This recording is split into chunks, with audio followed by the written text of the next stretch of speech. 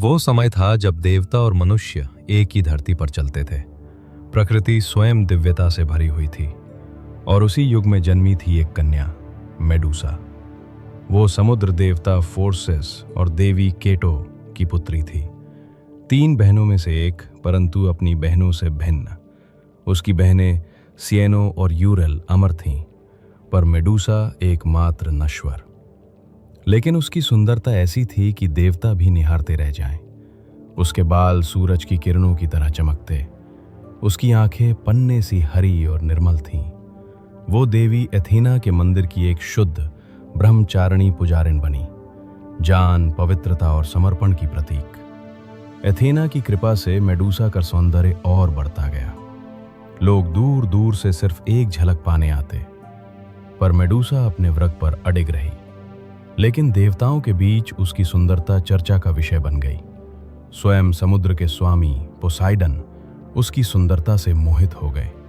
वो देवता जो तूफानों और महासागरों पर शासन करता था, उसने कभी किसी नश्वर के लिए ऐसी इच्छा नहीं महसूस की थी।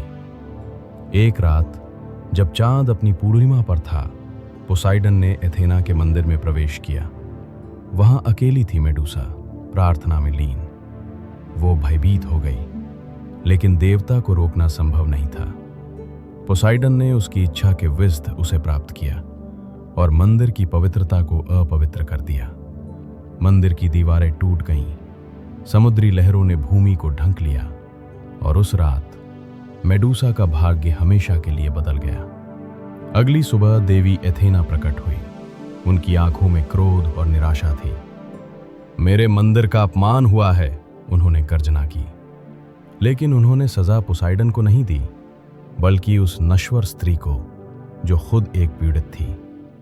एथेना ने कहा, तेरा सौंदर्य ही तेरी विनाश का कारण बना है, अब ये तेरा शाप होगा। जैसे ही उन्होंने कहा, मेडूसा के सुनहरे बाल मचलने लगे और एक एक कर वे जीवित सर्पों में बदल गए। उसकी चमकदार आंखें अब भयानक शक्ति से जलने लगीं। अब कोई भी जो उसकी आंखों में देखता, पत्थर बन जाता। शर्म और पीड़ा से ग्रस्त मेडूसा ने स्वयं को समाज से दूर कर लिया। वो एक वीरान द्वीप पर जा बसी, जिसे लोग अब गॉर्गन्स आइलैंड कहते हैं। वहां वो अंधेरे और अकेलेपन में जीने लगी। लोगों ने उसके नाम से डरना शुरू कर दिया। किसी ने कहा वो राक्षसी है, किसी ने कहा वो दैत्य है, पर कोई नहीं जानता था कि वो एक अन्याय की शिकार स्त्री थी।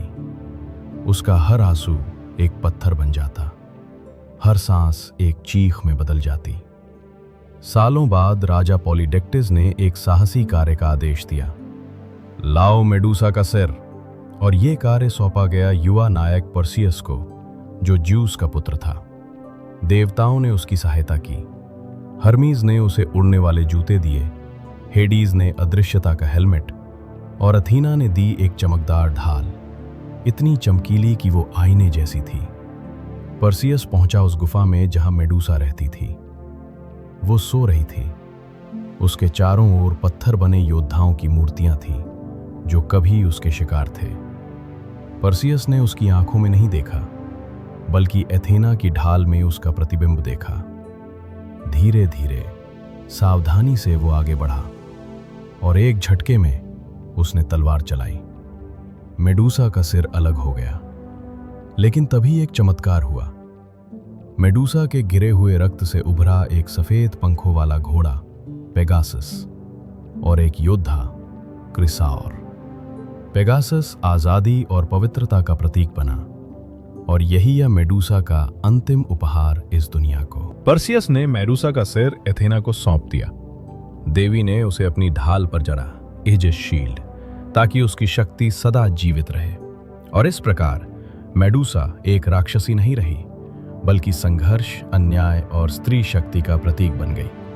उसकी कहानी बताती है कि कभी कभी देवता भी अन्याय कर सकते हैं, पर पीड़ित आत्मा की शक्ति युगों तक अमर रहती है।